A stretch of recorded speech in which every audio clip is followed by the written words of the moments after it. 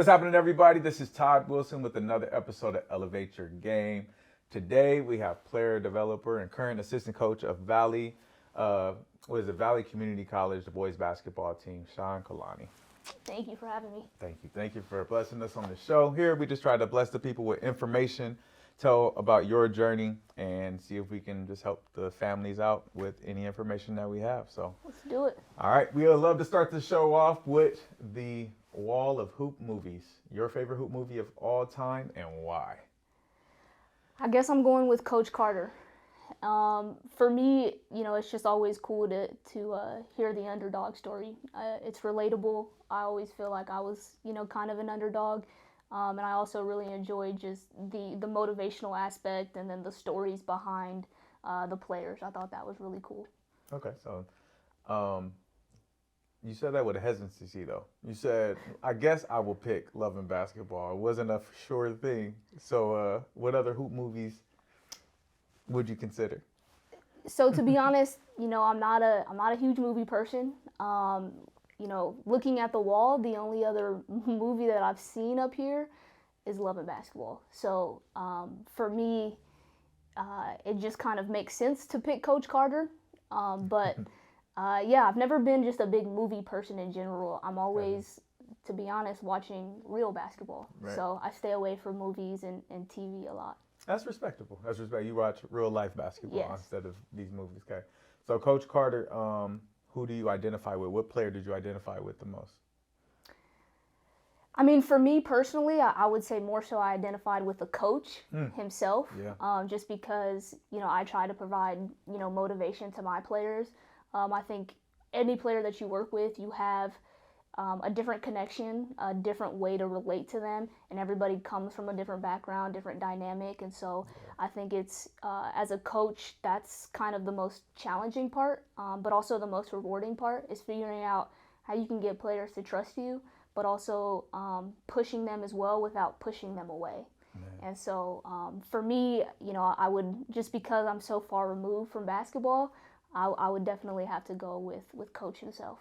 100%. Mine's Timo Cruz, only because I was light skinned. Well, my wife thinks that's my celebrity lookalike. First off, so there you go, babe. You're welcome. But also, I loved how he just wanted to prove Coach wrong. Like that was my biggest fault. I think is that I never tried to stand up. I was very coachable. I was almost too coachable to where I wasn't able to step out of. Show the coach what I was actually capable of doing pretty much all the way until I was done playing. And then I just started hooping because I had no boundaries on me. And so Timo Cruz, shout out. Thank you. And just stay out the streets, brother. But awesome. So when did you fall in love with basketball?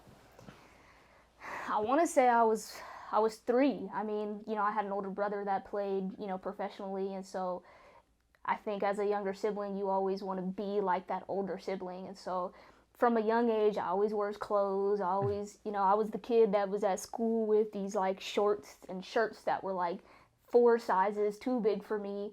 And that was back before our shorts got small. So he was already wearing bigger shorts and then you were wearing those. That was the cool thing back in the day. So for me at a really young age, we had this at our house, this little slab of concrete.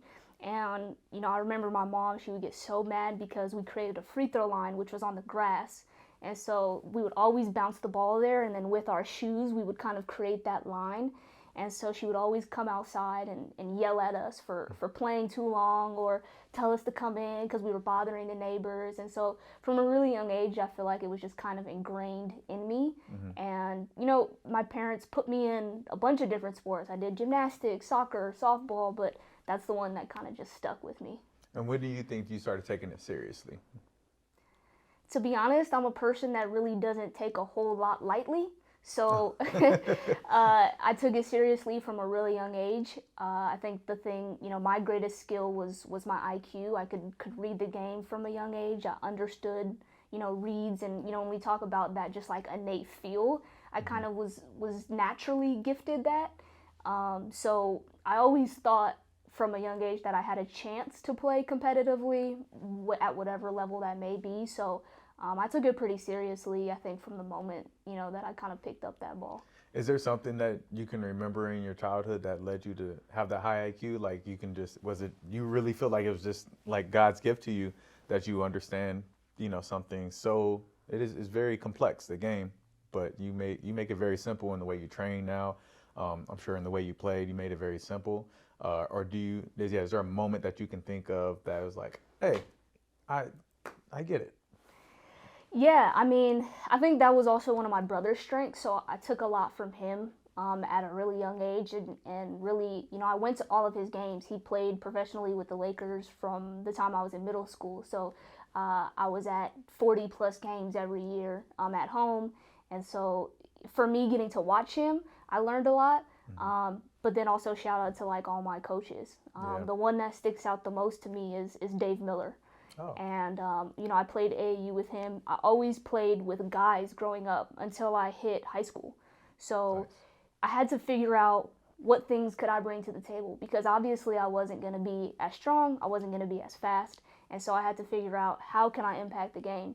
And so for me it was IQ wise, and then also Dave, he was crazy.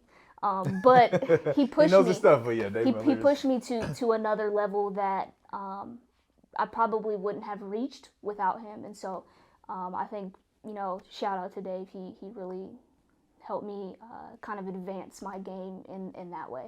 That's awesome. What tactics did he use? Is there something that you remember like, oh, this is what I remember Coach Dave used to do this that pushed you to that next level? I think it's important for all coaches, right? To have that ability to put you to your full potential. And it sounds like he helped you do that. Was there something specific? He was that old school coach. Practices were intense. Not your typical AAU practices now where you just play a lot and you're just getting up and down. Like, we were dissecting the game. We were running a lot. We were getting yelled at a lot. But I think that also kept me on my toes. He also really took me aside a lot and challenged me and pushed me, and we had a lot of in-depth conversations. And so obviously being a part of a team where, at that age, I want to say I was like 12, 13, that was when I kind of started to, come into more of like my womanhood. And so there was definitely like a separation between boys and girls at that age. Yeah. And so he really kind of took me under his wing and just showed love. And I think for me, like, that went a long way to feel like I was a part of this group, even though I was different. Absolutely. Take me into the mind of a 12, 13-year-old Shawn, and what was your mindset competing against boys every day? I was more of a timid kid, so I kind of just like picked my spots and just tried to help in any way that I could. I actually didn't realize I was good. That was my biggest thing. Like, I had the skill, but like confidence did not match that. And so for me, I think I always kind of just like flew kind of under the radar. I was always good enough to play with the boys, and so that's why I was always with the boys. But I think really it was not until I met Dave where he really like turned that sort of like switch for me, and I like gained this confidence where I was like, I could do this. Like, I can compete with these guys, and I'm actually better than some of these guys. Right. And so that's when like I was like, all right, I'm gonna hoop now. And I've always had this very, very competitive spirit. My brother, I remember, would make me stand in the backyard on the concrete, and he would just be like, all right, you're gonna stand there and you're just gonna take charges. And he would literally run me over, like, no joke. And I'd come inside the house and I'd be crying, but like it built this like toughness in me. Yeah. And I mean, my brother, that sounds pretty accurate to him. 100%. And like there was like no excuses with him. It's like, no, you're gonna do it because this is gonna help you. And he didn't let me like take shortcuts. Hey, we had to leave the court all the time with 10 in a row. Like that, those sorts of like little habits that were instilled in me from a young age, I think really like helped me along the way. That's awesome. Would you recommend girls play with boys growing up now? Since you going through it, did it have that big of an impact where you say, hey, if you're, training a young lady and you're saying, hey, you should go play with boys? I do think there are advantages to it. I think it's all like person dependent as well. But I think if it's a girl that is, you know, playing at her level and is not being challenged enough, I love the physicality that playing with guys, you know, brought to me. Like, and this fearlessness that I like acquired from it, I think was so needed because, like, just being honest, I don't meet the eye test. Like, I'm not super tall, I'm not super athletic, you know, so like what other skills could I bring to the table? And so I think playing with guys allowed me to figure out what things are my strengths, and then like learning how to apply that to players that are faster and stronger, I think was a benefit. So I definitely would recommend it for girls that are a little bit more advanced, for sure. Absolutely, yeah. And we had this girl, her name's Shawn Smith. She ended up playing at somewhere in Texas eventually, but she was better than all of us in middle school. Played on the boys team and used to just give me the business. Oh my gosh, Siobhan, shout out to Siobhan. She runs Gym Rats out in Riverside now, so she still coaches. Man, she used to give us the business. So I thought it was always cool for girls to compete, like you said, just the physicality more than anything, especially in that middle school age where, you know, boys are kind of hitting puberty, right? So you're getting the physical part, but you're not getting like Jordan running through you is kind of interesting, but that's more of a sibling thing. But no, that's awesome. Thank you. But you know, even Shay too, like Shay Murphy. Oh yeah. She played with my brother and all of his, you know, teammates growing up, and she ended up being, you know, a WNBA champ and played professionally, not just in the WNBA but overseas. So I do think that those experiences like build like a level of toughness and grit that can carry you, you know, really far in this game. Yeah, absolutely. So, so you played for Dave Miller AAU. Are there any experiences in AAU that help prepare you for high school, like that you kind of remember, like, man, the competition level or the traveling? Did you guys travel nationally, locally? What was that experience like? Yeah, so, you know, I initially started playing with a travel team called Balboa Park, and they were, and this was like when I was actually in high school, but when I did play with Dave, we did play nationally. We went, you know, to a bunch of different tournaments. For me, there wasn't like one moment specifically that stood out or that like changed the game for me, but I just think that like it built this competitiveness, it built this just this like additional grit, but like I wouldn't say I had one moment that was like that. If I could think of one that may be close to that, I remember being in Vegas, and you know, you always go to those Vegas tournaments in the summer, and so we were playing in this tournament, and I was coming off the bench this game, and I came into the game, and I just three, like 4 or 5 in a row. And I remember he called me over during the middle of the game, and he was like, "What are you doing out here?" And I was like, "I'm scoring." What do you mean? I'm doing well. He's like, "You're not guarding anybody." And so like I thought, for me, I'm like, I'm coming in and I'm, you know, lighting it up. This is great. And so I think that moment like showed me that there's more to winning than just like putting the ball in the hoop. Yeah. And so it helped me kind of like focus on some of those things that maybe I was missing in my game, or that I could add that would be helpful to me. Absolutely. Yeah, that's awesome. That's a real coach. Oh yeah. Today, man. That's awesome. Yeah.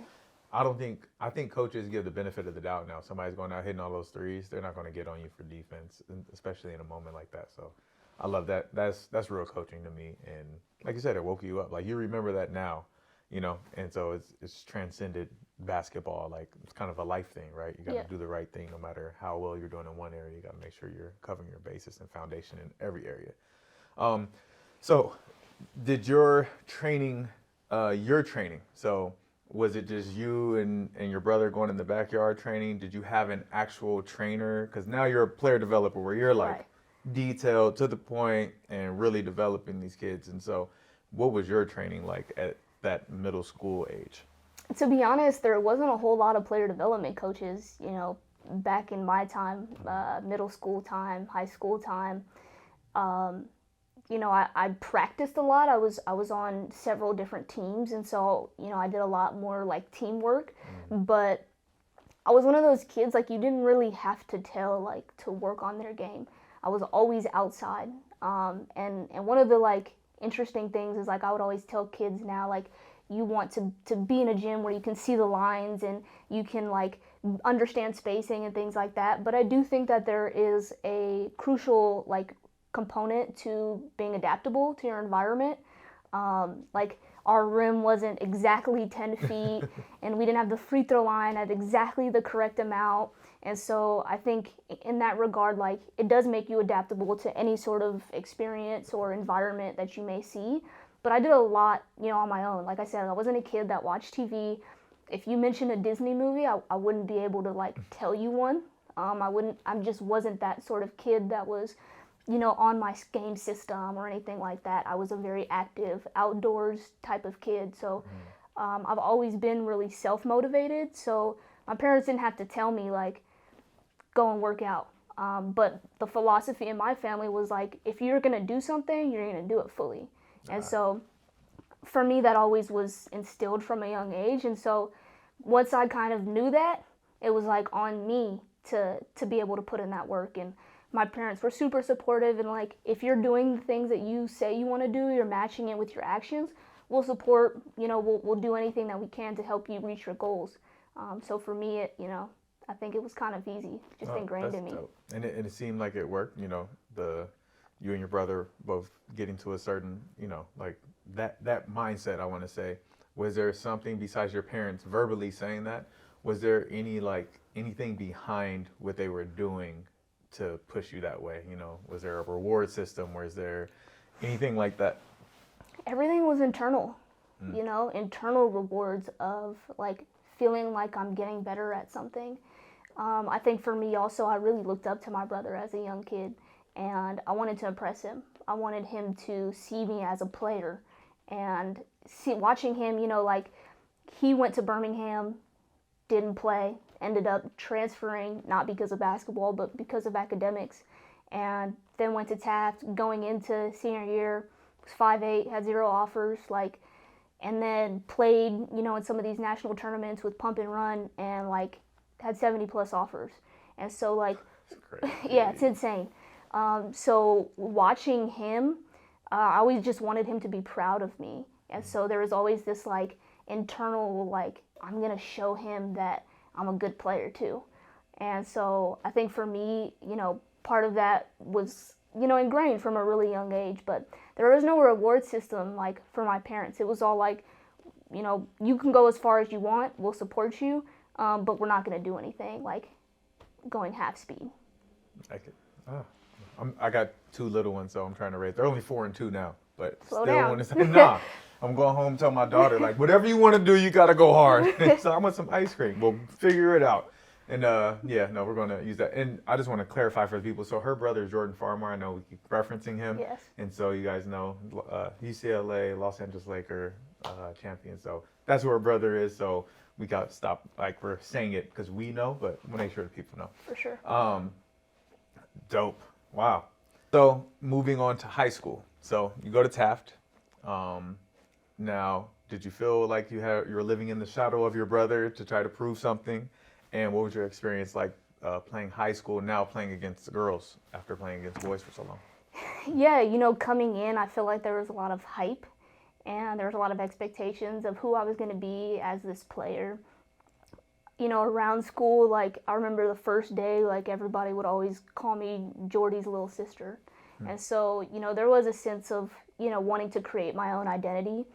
During high school, unfortunately, I was kind of like riddled with a lot of injuries. I tore my ACL, I want to say when I was 15, so I was really young, and then had 2 surgeries post that for some complications with my knee. So my high school career didn't turn out to be exactly what I wanted. My 9th grade year was awesome because we went to the championship. We ended up losing to Chatsworth, but you know, we did get to play competitively, and that was important to me.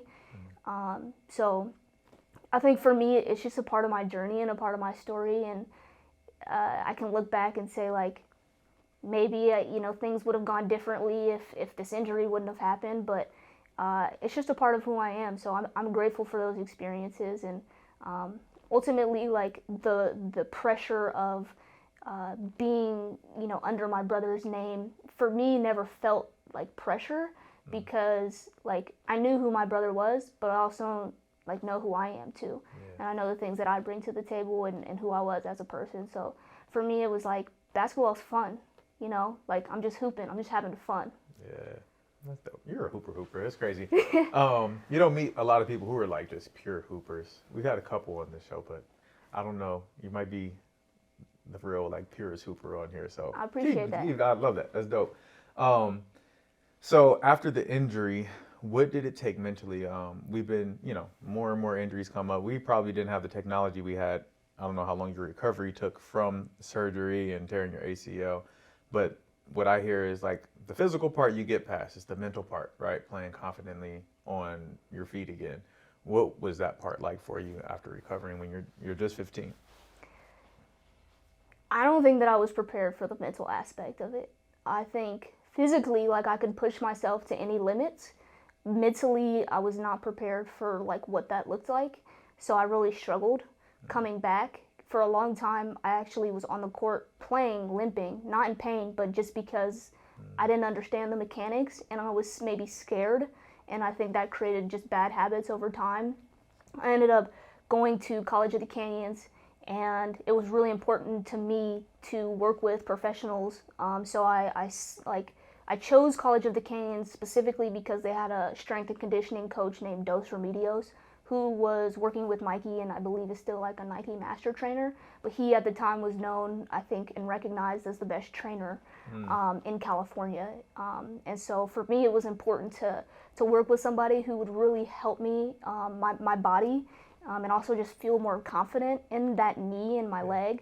I also worked with a gentleman named Chris Powers, who works at SC and works with a lot of professional athletes who have also had really major knee injuries. And so through that time, I really focused on that, and that was super important to me. Yeah. I went through my JUCO experience.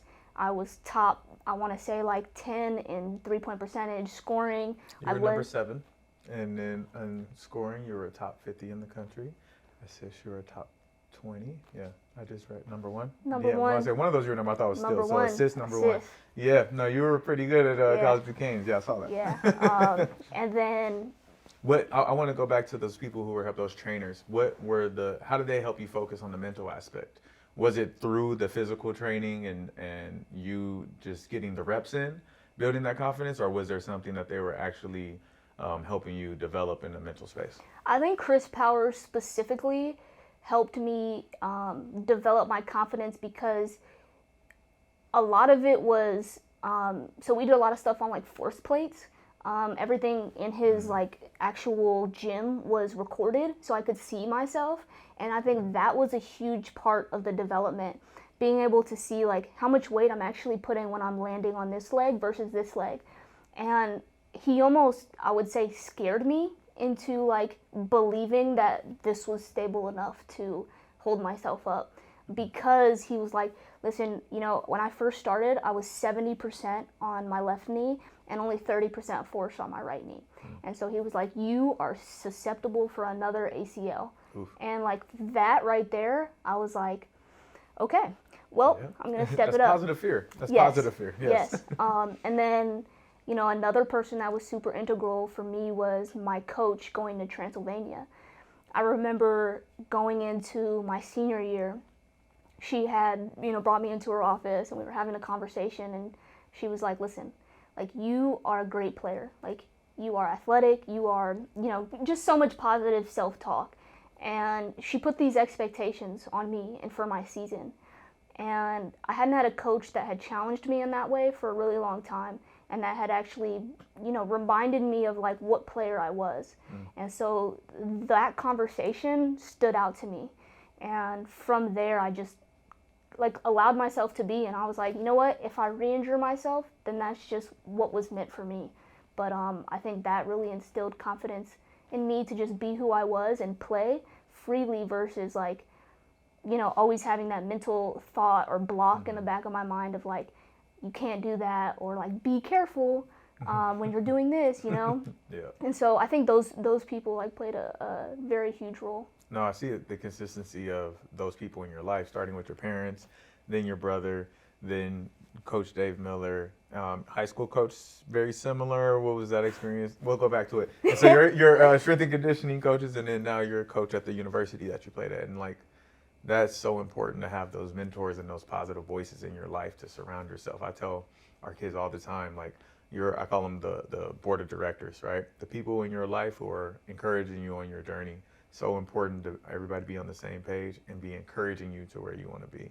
And so you've had a huge impact, and that is also, you do it in your training. We had this discussion, I think you just spoke about it on one of your Instagram posts where you were talking about, why do you always say good job, or or one of those, what do you say? Yeah, I always say good job. Good job. You always say, somebody asked why you always say good job, and you were like, because you constantly need to hear encouragement, but it's embedded in you from your journey. And so that's so dope that you're carrying that over, the things like, I don't know if you're doing it on purpose, that you're seeing everything that's been, deposited into you and you're naturally giving it back, or it's intentional.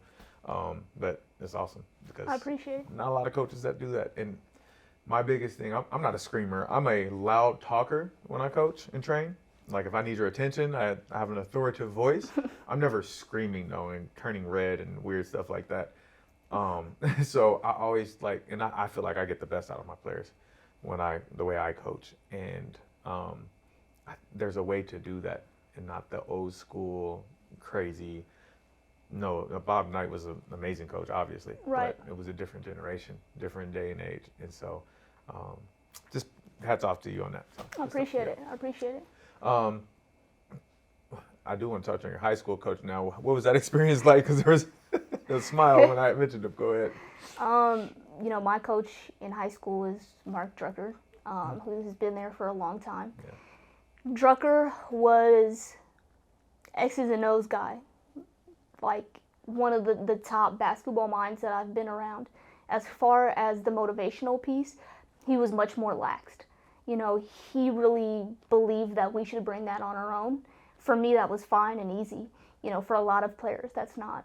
And so I really appreciate the basketball knowledge that I took away from that experience. I think the motivational piece is something that, I kind of brought on my own. Yeah, no, absolutely. No, and there you go, X's and O's again. So speaking to who you are again. So that's awesome. I can only relate parts of my basketball experience to my coaches, back to my coaches. It was more, I guess it was me and not having those motivational pieces and people to guide me, like to give me that blueprint. And so literally that's why we have this show. It's like, I don't want parents to go without the blueprint and not to hear what your experience and how that helped you along your career. And my experience, how it did not help me for, coaches not giving me that information, or the way my parents behaved and all of that. And so your experience at Transylvania, so you played there for 2 years? 2 years. And what was that experience like, just playing at that level? Yeah, so we were talking about injuries. I went College of the Canyon, injury-free. My backup point guard was talking some smack to me right before I was getting ready to leave. And so I had to remind her, like, I'm like that. Right. And so we were playing, one-on-one, and I went up for a layup. She landed on my shoulder, came down, broke my femur. And so going into my junior year, I remember, this is the summer before I'm supposed to transfer.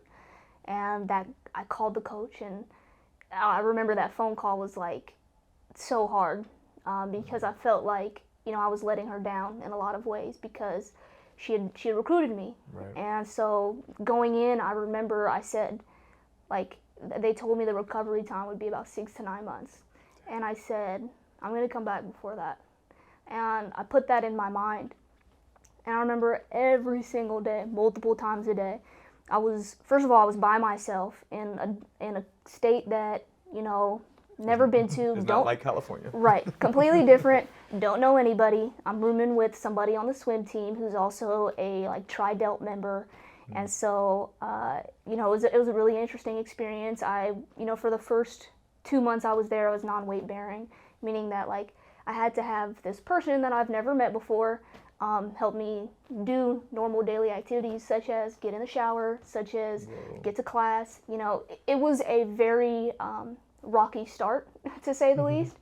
And so the only thing that I really had was me and my rehab. Yeah. And so I remember I was just so diligent in that rehab. And we had a little bit of time off. I had that surgery in August. We had a little bit of time off in December. I went back home, saw my surgeon, and he was like, listen, you're way ahead of schedule. And he was like, you're ready to play. I'm going to clear you on the 15th of next month. Oh. And so, you know, in college, you go usually until March. If you're lucky, you get to play in the tournament. Mm-hmm. And so I kind of just started ramping everything up. And, you know, I got to play my junior year. Towards the end of the year, I think I got maybe 10 games in. We ended up making the tournament that year, which was awesome. But that really catapulted me into that senior year. And senior year, I took off. You know, I had probably my best season of basketball, you know, I had ever played. I think I was averaging like 18 points a game. Assist-wise, I was like 7 maybe assists a game. I think I was top 10 in three-point percentage, shooting, 3 points a game. Like, I just played really well. And we did well as a team. And so, you know, to end your basketball career on that sort of note was amazing. Yeah. So there was no thoughts of playing pro after that? I thought about it. Okay. But then I also thought about my knees. And I thought about, you know, for me, the money that women were making at that time was not enough for me to put my body through more than it had already been through. I thought, you know, I could probably withstand, you know, another 5 years or so, 7 years or so of basketball. But at that point in time, I was like, is that worth the, you know, the heartache that I'm going to face later in life with these janky knees that, you know, aren't going to hold me up? And so, you know, I made the decision to ultimately continue to pursue education. And, you know, I took a gap year, and at that point was, my major was exercise science, so I was getting ready to get my physical therapy degree right after college. Gotcha. And then, so physical therapy turned into training. How? there's a gap there. What happened? There is a gap. So, you know, I was doing my clinical hours during this gap year. I was applying to schools, and I remember that summer I had worked a basketball camp at Transylvania, and there was a coach, local coach from high school, that had basically approached me and asked me would I be interested in coaching their 7th grade middle school team. And in Kentucky, the middle school team or middle school kids can play in high school as well. And so this is a very competitive group of girls. And then I was also an assistant. What city is Transylvania? It's in Lexington, Kentucky. Lexington, okay, gotcha. This school was in Winchester, Kentucky, which was about 25 minutes or so. Gotcha. And so, again, we did really well, went undefeated, ended up losing in the championship game that year. But I remember I was about a month away from going to school, and I woke up, and I'm a big person that I like to see things. So I had a whiteboard. I wrote down pros and cons of physical therapy, pros and cons of coaching.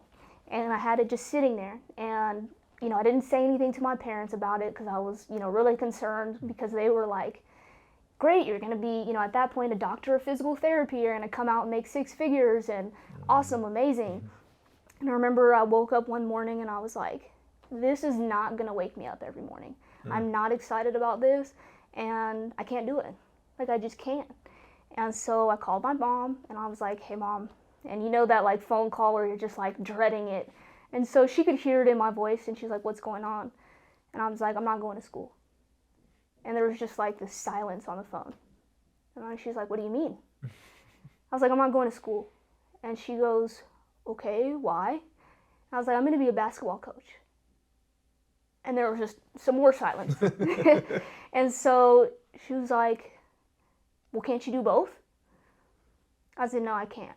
I can't do both because I don't enjoy doing this. Like, I could live life and be content doing this, but this would not be what brings me ultimate happiness. And I'm not going to do something that doesn't bring me ultimate happiness.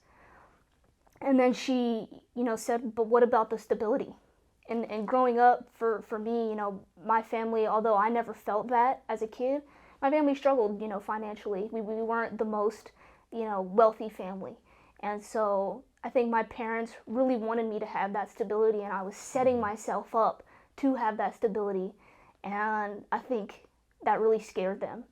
And it really scared me too.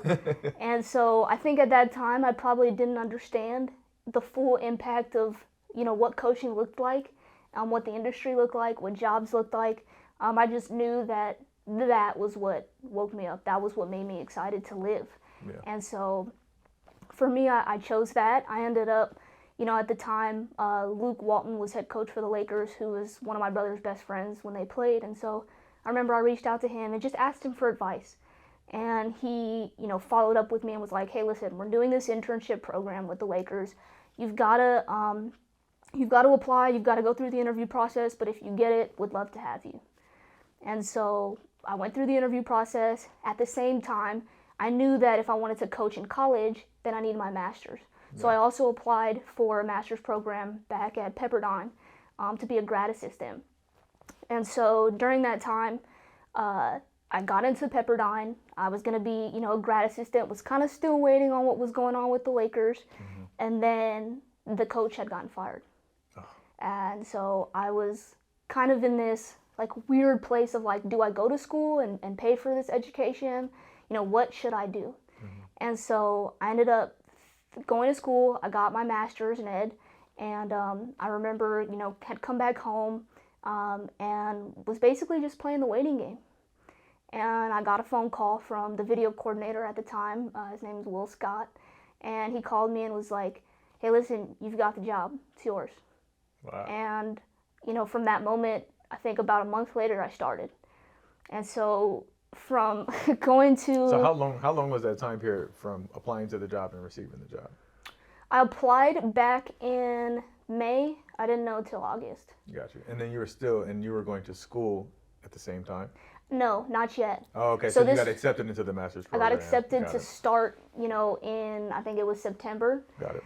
And then, I was kind of I had come back home and I was, again, just playing the waiting game. I was working, a local job at a restaurant and just hoping I got that job. And, everything kind of worked out, and that really propelled my career. Awesome. And so working with the Lakers as an intern, so what kind of work did you do there? I did a lot of different things. I spent a lot of time in the video room, which I think, is probably the most beneficial as far as learning the game. I also, assisted with a lot of on-court workouts. Mad Dog, Mark Maxson, he ran a lot of stuff with Brooke Lopez, and so I got to be a part of those workouts. And then, Miles Simon, who I believe now is with Phoenix, he had Josh Hart, Kuz, Zoe, and so I got to be a part of those, workouts as well. And so, unfortunately, we were not a winning team at that point in time. Young and talented. But what I will say is that gave me more opportunity to learn and to take, a bigger role than I probably would have had, in a more competitive environment. So I think that was an awesome experience. And then during that next summer, I was able to be on the coaching staff on the bench with that summer league team that ended up going to the championship and then losing to Portland that year. Yep, I remember that year. Yeah, I go to summer league every year, so I remember that. Yeah. So you were actually on the staff, and did you have updated, what were your responsibilities? How did they get elevated as you being on the staff on the summer league team? So I actually got to do scouting assignments, which were really cool. I scouted with another coach named Isaiah Fox, who is still coaching now in the NBA. And my scouting assignment was Chicago that year. And so we ended up winning that game. Nice. So, I like good. Yes. It always feels great. But yeah, so I think the extra scouting assignments, we got to also present in front of the team, which, seems like no big deal. But when you are 23, 24 years old, you've never done this before, you're looking at a bunch of, potential NBA guys, it could be really intimidating. Mm-hmm. And so I think that experience was super good for building my confidence. And just watching film and being able to be on the bench and call out plays because that you watched them and the hand signals that are happening, that was just so cool for me. And that was the first year they actually did the California Classic in Sacramento with the new arena. And so when we went to SAC first before Summer League, the arena, we played SAC. The arena was packed, almost like it was a league game. Wow. And that experience, getting to be on the bench, was so surreal. That's crazy. That's dope. You went from being a physical therapist in Kentucky, somewhere, to being on the bench of a G League team, or Summer League team for the NBA in a year. Life changes quickly. Yeah, and I think what let me ask you, what got you there? Like,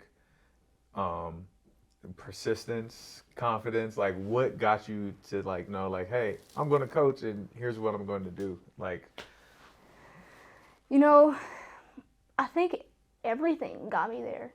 From the moment that I was a kid, and those experiences in the backyard, how I was raised, the foundation that my parents set for me, they believed in me, and it created this internal fire and belief within myself. And so for me, I never really saw, initially gender as being something that separated me. That may have changed a little bit more when I started my business, but I always felt like I was a coach, and I feel like, when I was coaching with the Lakers, I felt like I belonged. Everybody, made it a point to make me feel comfortable and welcomed. It wasn't weird with any of the players at all. And it was ultimately just an experience that I think really propelled my career and propelled that confidence more. But I think everything that happens in life helps you in some way, shape, or form. yes. Positive, negative, macro loss, micro loss, whatever those things are, I think give you the experiences that you need at each step in your life.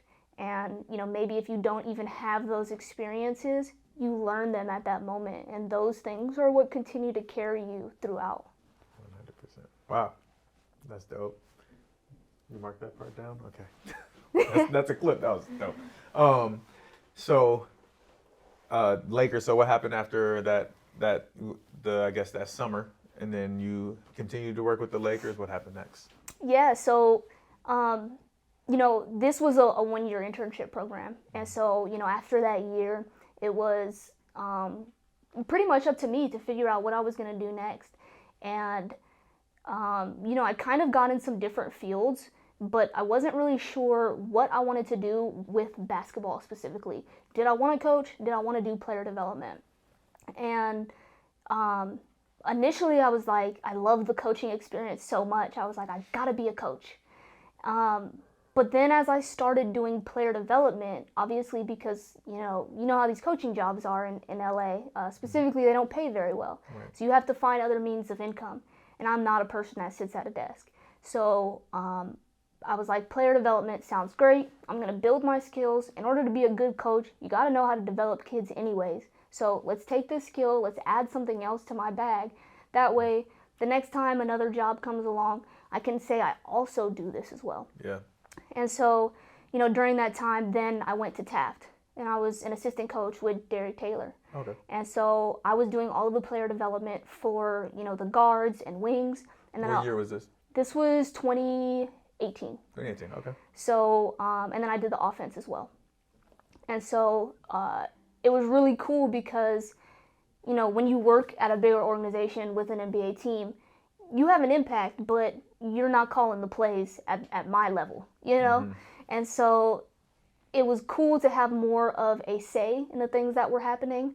I also handled all of the film work, so I did individual film with each of the players, and then I also did team film, team scouts, opponents, player tendencies, things of that nature. So that experience really was even more eye-opening to the things that go into play, into being a coach. It showed me how important this player development portion was to coaching and just to team success in general. And then after my season with Taft, I then started solely just focusing on the player development portion. Mm-hmm. And then boom, COVID. the halt in all of our lives, right? Yes. Awesome. So that going back to deciding to go to Taft, did you want to stick in the NBA at all? Did you ever think about coaching in the NBA, or is that? Yeah, I mean, that's everybody's goal, I think. For me, just being honest with myself now, I probably wasn't ready for like an assistant video coordinator position at that point in time. And so, I applied for certain positions and I didn't get it. But also too, like for video coordinators, they're looking for guys that can be on court.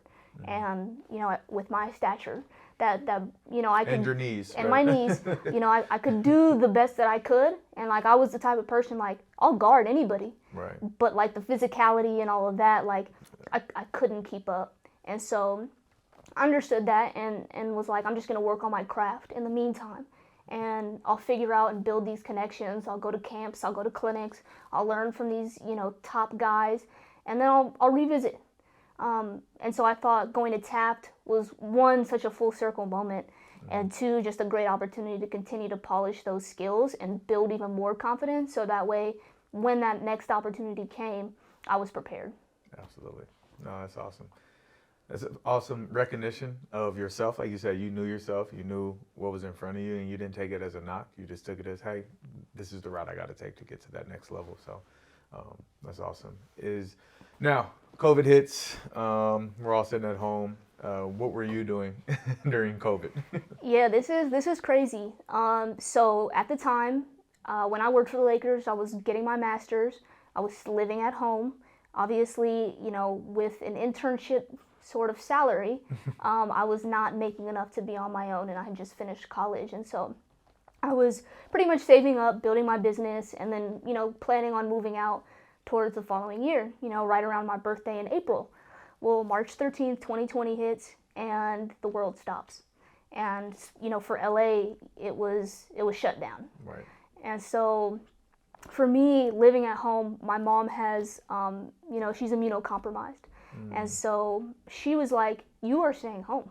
You're not going anywhere. You are not doing anything. I can't afford to be sick. Yeah. And I remember at the time I was like, well, this won't work. I've got to still train. And, I was kind of sneaking into a gym that I had worked at, over in Chatsworth.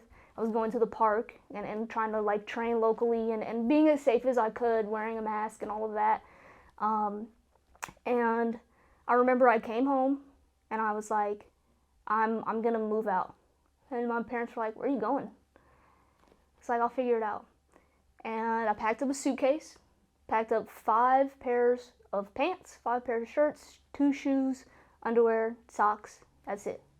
For a year and a half, I lived off of that. And I moved into a motel. Whoa. And during that time, I was homeless, essentially. And I was training at the park and trying to keep this business that I had, spent so much time building alive. And I ended up dwindling down to 1 client. And I remember, solely training that client at the park. And then they took the rims down at the park. And so I had that mat, that Micah Lancaster mat. Oh, yeah. And so I started doing, outside of this motel, I started doing ball handling work outside of the motel with this client.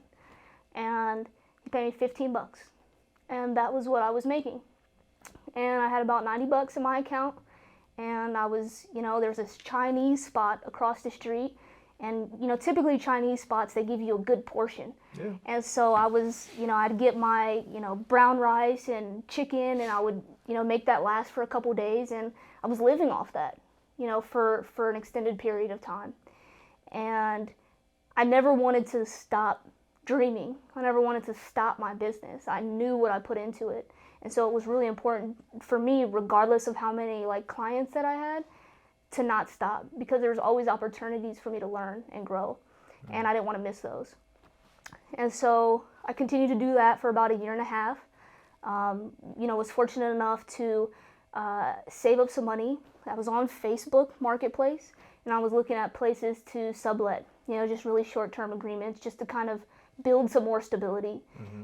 And during that time, when I had gone on Facebook, I was just mass messaging people. Come to find out, one of those people were a girl that I went to elementary school, middle school with. She was like, Shawn? ? And I was like, yeah. And she was like, oh, this is perfect. She's a model. She was doing some traveling for some things.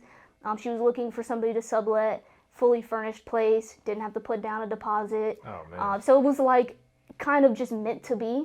And then from there, everything kind of slowly started to open, and still business was slow, but it was enough for me to maintain. Yeah. Wow. I didn't know that part. Yeah. That's crazy. This is before I met you. Yes. I met you right after COVID. Yes. Whoa.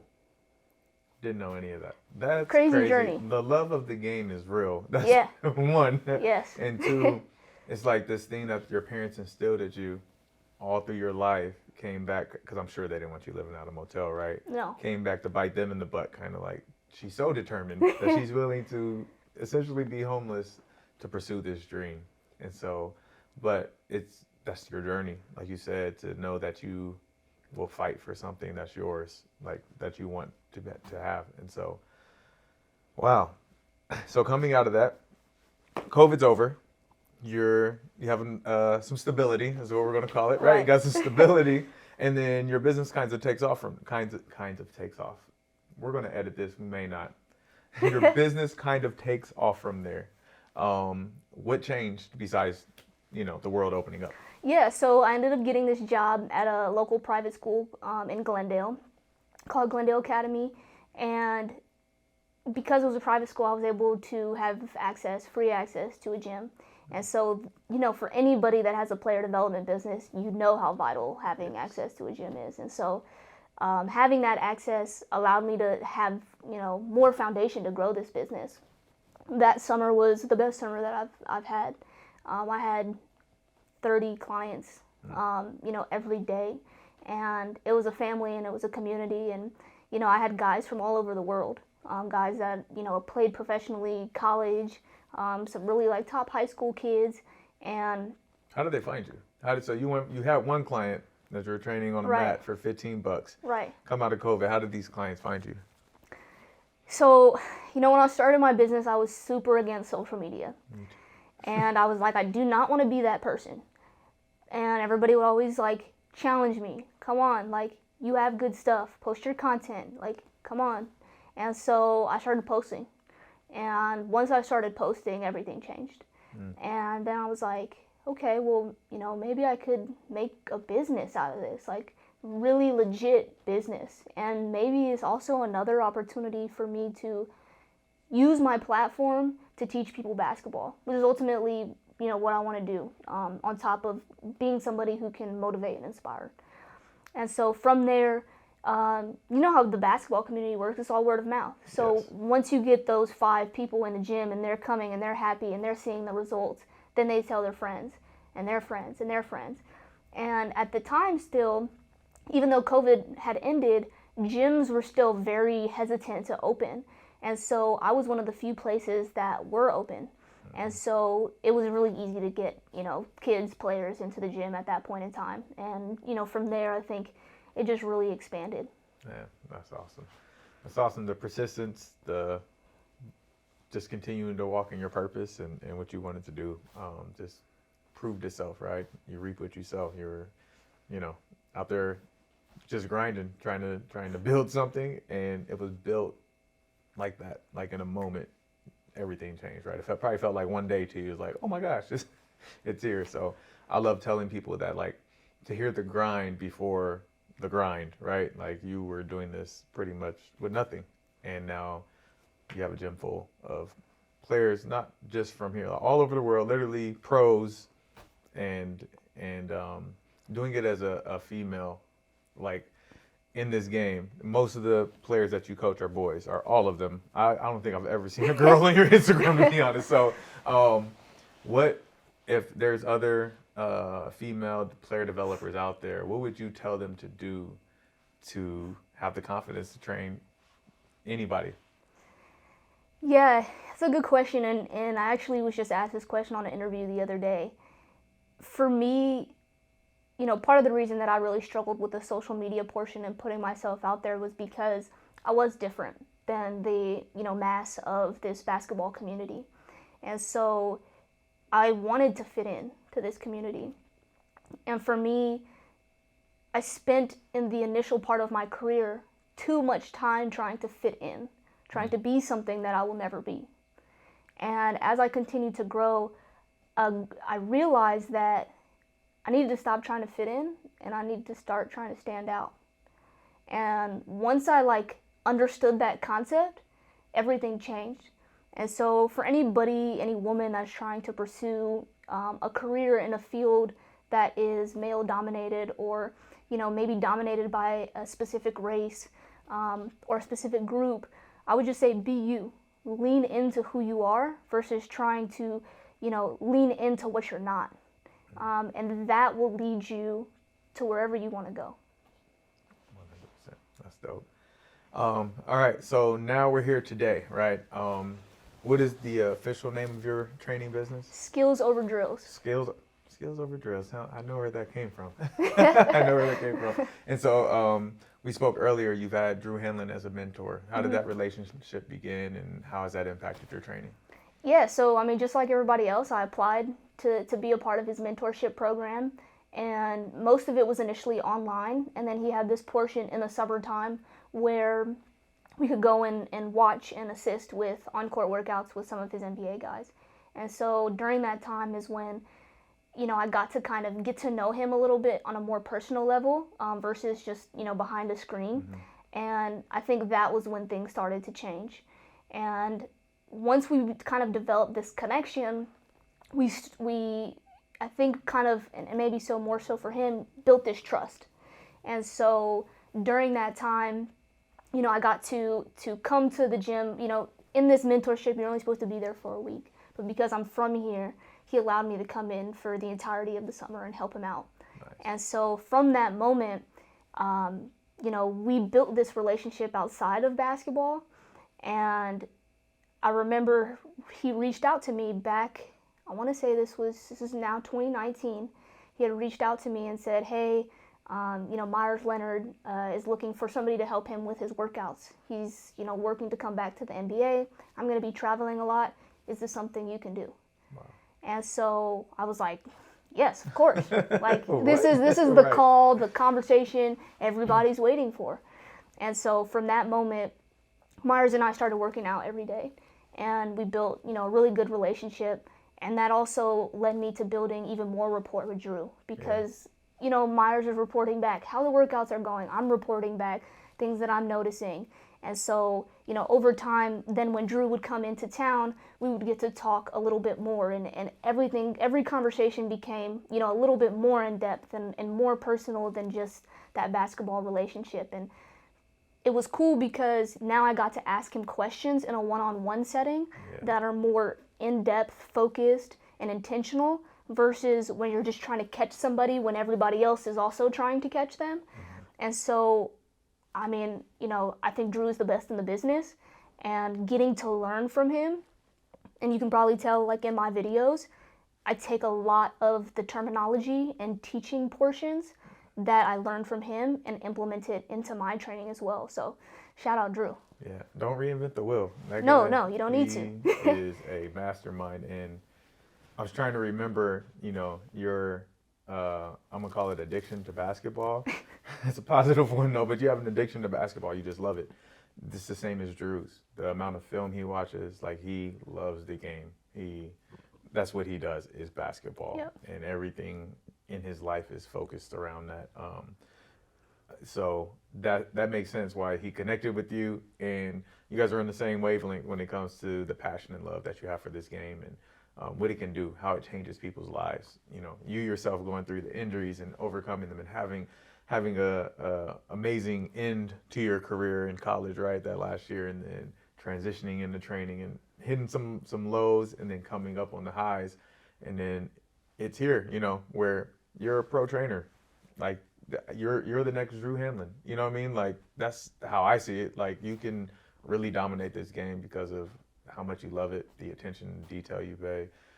The attention to detail that you pay? Is that the correct way to say that? It is. Okay. Sorry, I question myself a lot. She fixes stuff. It's full circle, but it's also, I'm a big believer in when you'll start to meet people that you always wanted to meet once you're on their level, right? You keep developing yourself and raising your intelligence emotionally, mentally, spiritually, however, and you'll start to meet the people that you wanted to meet. And so it's happened to me crazily, right? Same way. Like, so there's pictures of Dwayne Wade and the 3/4 of the Banana Boat crew. Like, those are guys I grew up watching. Right. And I was just able to be on the court with them because I was just focused on becoming a better leader. During COVID, for me, all I read was not player development, like personal development books, John Maxwell, How to Be a Better Leader. And the more I do that, the more people I can sit down, like with you, like your mental capacity is crazy. Like, thank you. You understand everything that's happening to you, why, and you're intentional about it.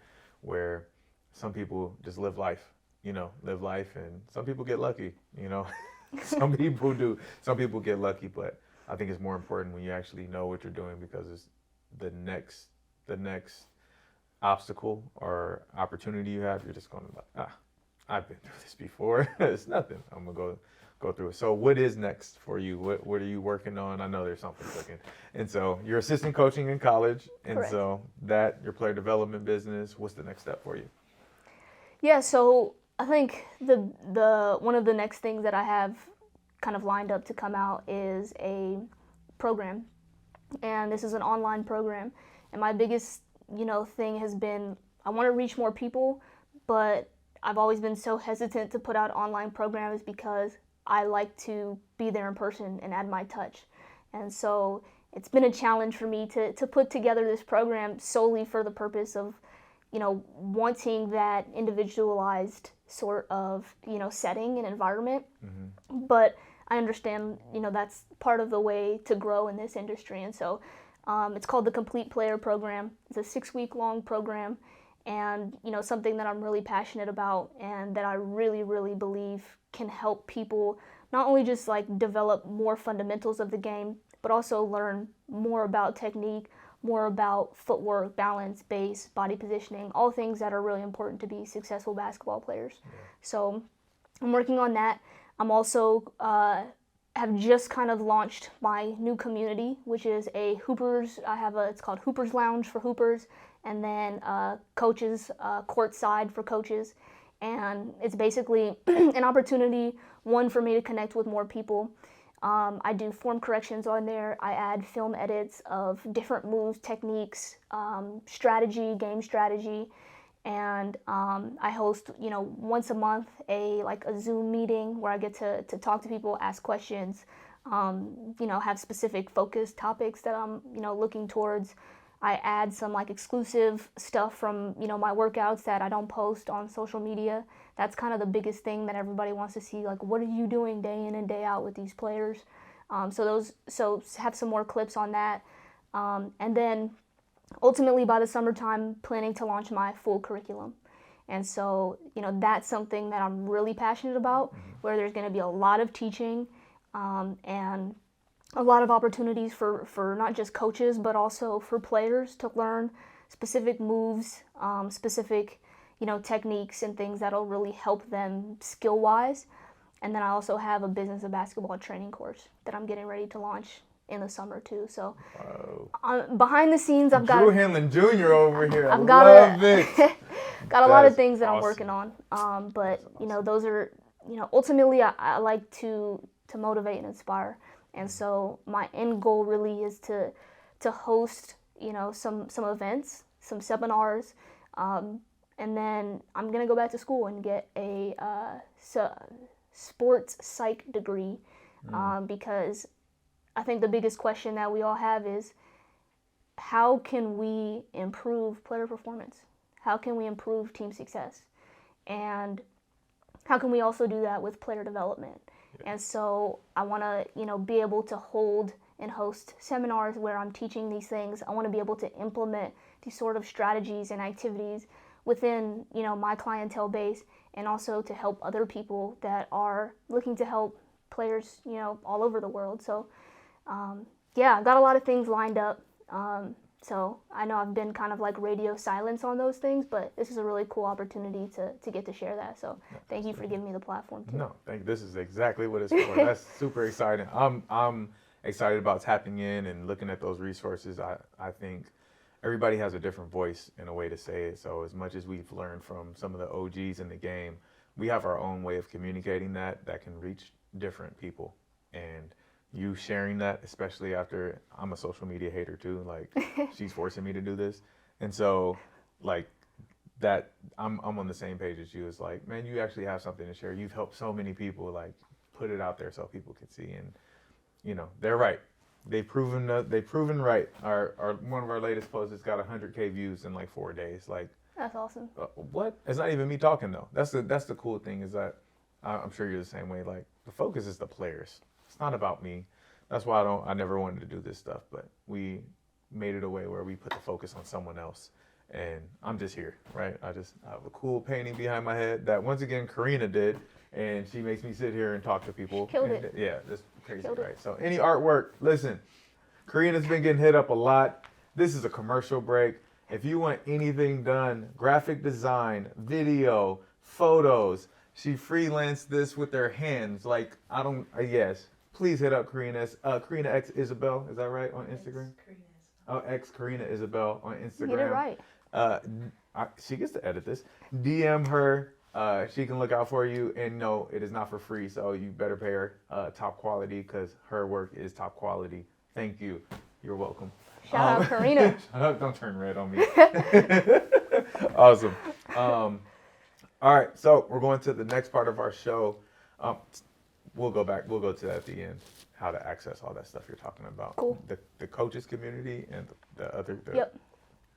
Yeah, that's super dope. Okay. I need to know how to get in that. All right. Got you.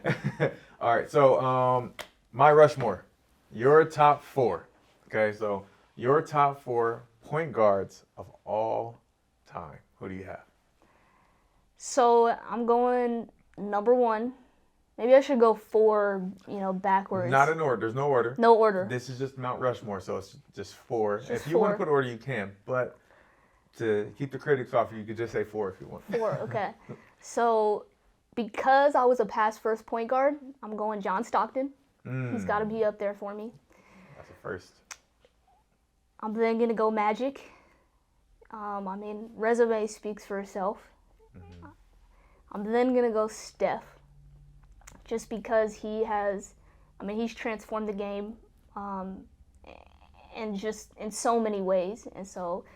Is he a point guard, though? Yes. Why? So here's the argument. Okay. There's a difference from a point guard and this new hybrid guard, the Dames, the Stephs, that scoring number 1 option, can do a lot of stuff on the team. Is he a real point guard when we say point guard? To me, yes. Okay. Because for me, like, my game is similar to his, not in skill wise. Like, let me just make that clear. But I was a really good passing guard. I was also a really good shooting guard. And also a really good pick and roll player. And so for me, like, he has all those skills. Now, could he play multiple positions? Absolutely. Mm-hmm. But I think, to me, he's a point guard. Oh, yeah. And the last person, players are going to flame me for this, but I'm going Kyrie solely because of the fact that his skill level is off the charts of the things that he can do with the ball. He's probably the closest version skill-wise, footwork-wise, to Kobe.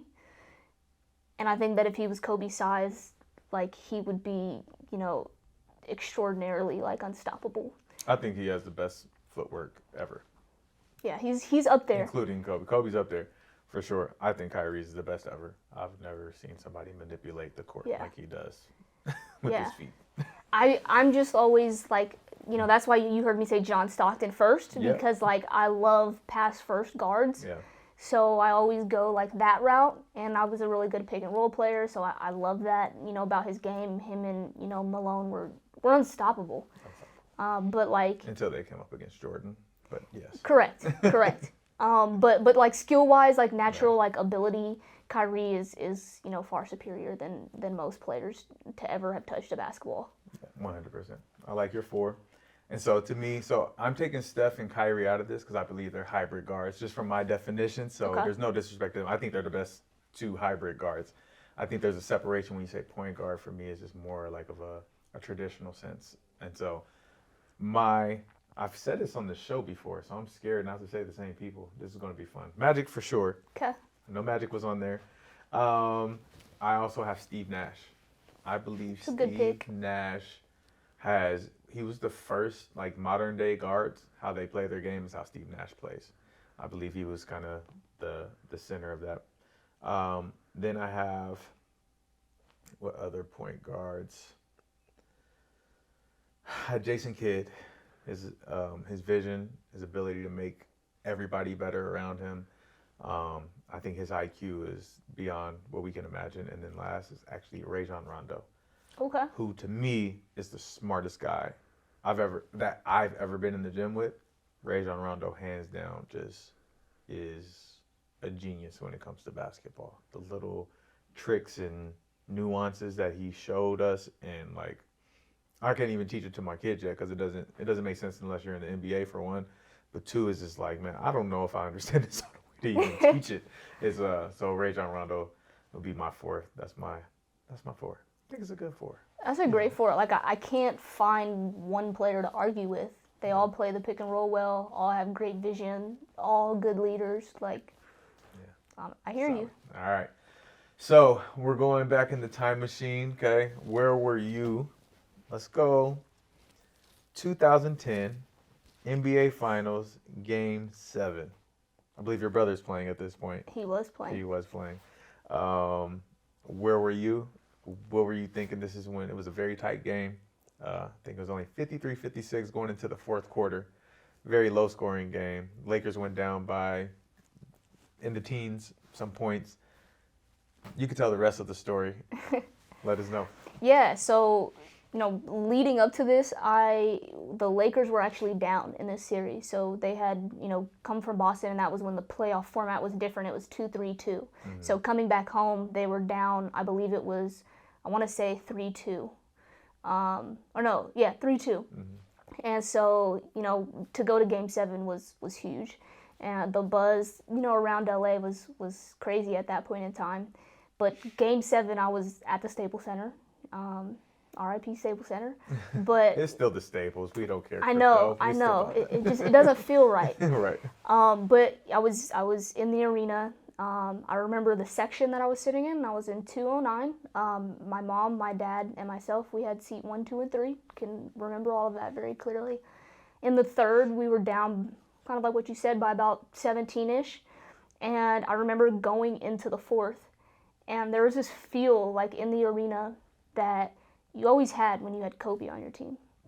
And once that 4th quarter hit, the amount of dominance that took place from Kobe was probably one of the greatest performances that I've ever seen.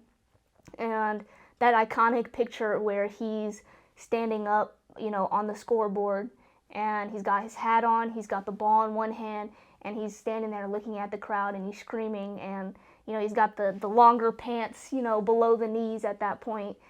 That, I was there for that moment. I was actually on the floor. And so surreal, so cool to be a part of. And then after the game, I got to go to the locker room. I was too young to be in the champagne party, but I was, fortunate enough to get to go inside.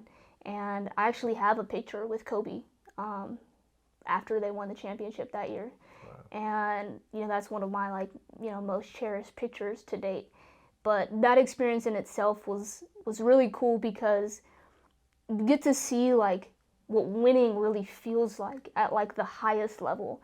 And you can't really fathom that unless you've been a part of it in some capacity. Right. And, my brother was somebody that always worked really hard and that was always in the gym. And anytime that I would go and help him rebound or do anything, Kobe was always there.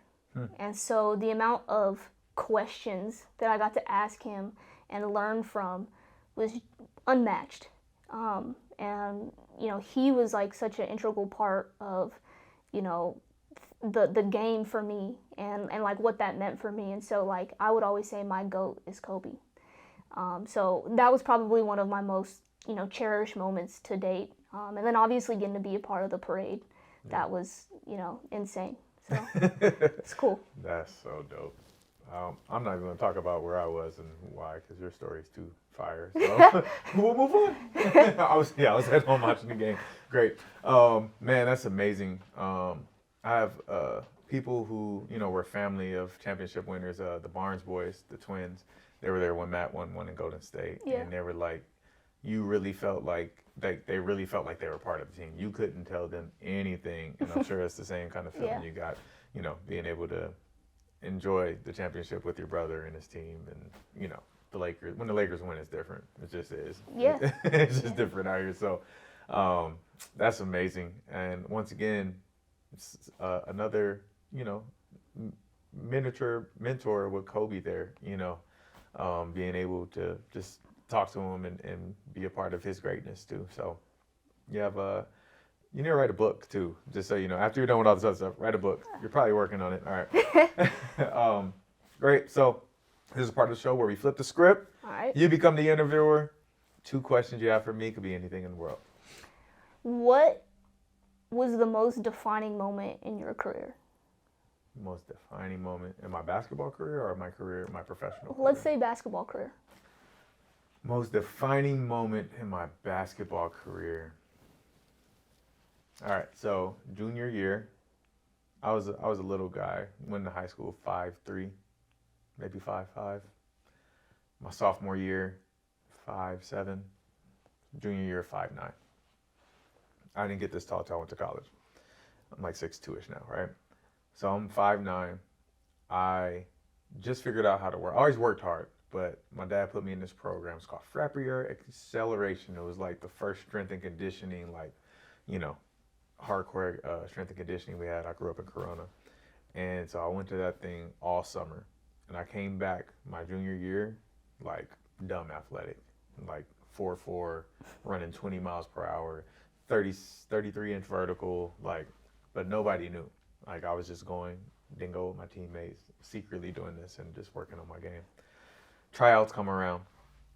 There are all these guys who are seniors, I'm a junior, who are seniors, who would think they just, oh yeah, it's my year. I go to tryouts and dog all of them. Or I'm going to say most of them. I think that year, 4 people did make it through tryouts. Wow. They just quit. And 2 people quit the team later that year because I was playing more than them.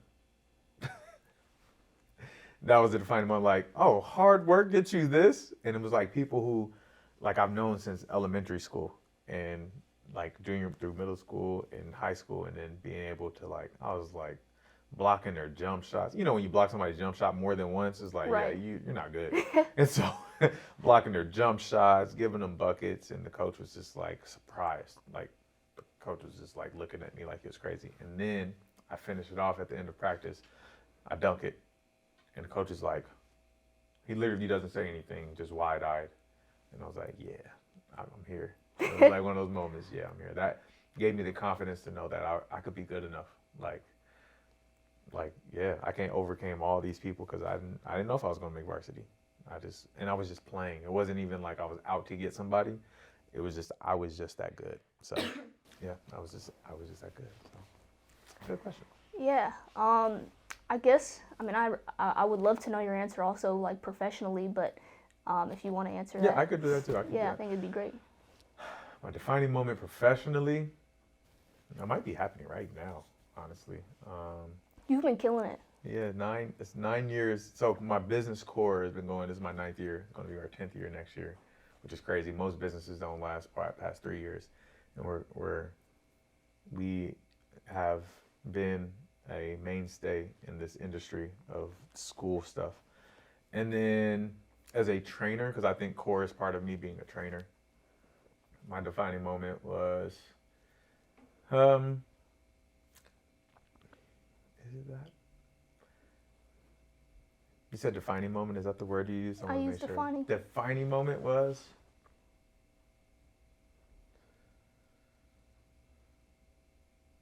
I think it's about to happen. I think there's some kids that I've been working with since they were like in seventh grade, like 12, 11, 12 years old, who are to me projecting to be like some for real pros, like NBA pros. And they're in high school now. And they're like, I just see things different on the court. I see things different with development. Like everybody wants this fast pace. You're a pro at 12, 13. And I think my goal has always been to prove that I can develop a pro from scratch. And I feel like I'm getting there. I think that'd be the ultimate defining moment. You know, it's always cool training with LeBron James too. So being in the gym with LeBron was pretty cool. Like all summer while he's filming Space Jam 2, I'm in there with him at 5 a.m. And so being able to, you know, work with one of the greatest and to see his love for the game, his energy every single time we step on the court, how smart he is and how coachable he is, more so. Like, you're the greatest player in the world right now. And you're being coached by me, who, you know, who am I? But, yeah, so my most defining moment is coming. But being in the gym with LeBron is pretty dope. Yeah, it's got to be up there. Yeah. I guess to couple on that, who do you think the most impactful person has been that you've met, and why? That's a great question. Most impactful person I met.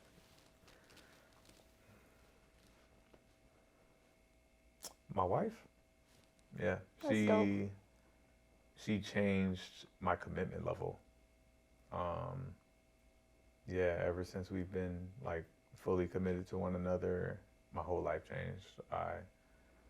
I surrendered to God, one, so I could be a good husband. I always wanted to be a great husband and a great father. Like, I still won't replace any of this stuff with being that first. And she's just been dope. We don't argue. We don't fight. We get along really well. We're friends. We understand one another. We work together. We never fight each other. It's always us against whatever issue it is, whether it's with me or with her. And she's there. She's there, and she loves me for me. And there's no excuses from either one of us. We just love each other, and just work in unison to be there for one another, but also help other people. You know, I think that's a big part of what I do, is like, I love helping other people. And that's not necessarily her like second nature to do that, but she's bought in to doing that in our life. And so she's, probably the most impactful. You don't hear that a lot. I was getting ready for you to say like some player. Yeah. So that's really neat. Yeah. No. Yeah. She's the one who changed it all. She's the one who allows me to do what I do. And so, yeah, definitely Ashley. Ashley, I love you, babe. I know you're not gonna listen to this, but You're earning points. No, she doesn't listen to my podcast. Let's talk about this. My wife doesn't listen to my podcast. Why? She doesn't like basketball. Which is even crazier, right? The most impactful person. She doesn't like basketball. She's a gamer, and that's fine. We enjoy that about one another, like that she can go play video games and I can go hoop, and we're just totally fine, right? And so she's like, I don't like basketball. I'm like, the podcast is about basketball, but it's not. Right. Like, listen to it. So she says she's going to start listening. She has her and my best friend. My best friend doesn't listen to this podcast either. So Russell, calling you out too. Awesome. So you have a 24-second shot clock. Speak to that camera right there. Let the people know where they can find you, how we can get all the stuff that's coming out, or any message that you have for them. Let's see if you can stay under 24 seconds. Only one person has so far. Go. Oh, that's easy for me. All right, so you can find me on all social media platforms under Shawn Kolani, ShawnKolani. And you can also check out my website, skillsoverdrills.com. I'll have all my information there on the website for you to check out. Awesome. Thank you for being on the show. That's simple. Super dope. Thank you see for having me. you guys next time. Peace.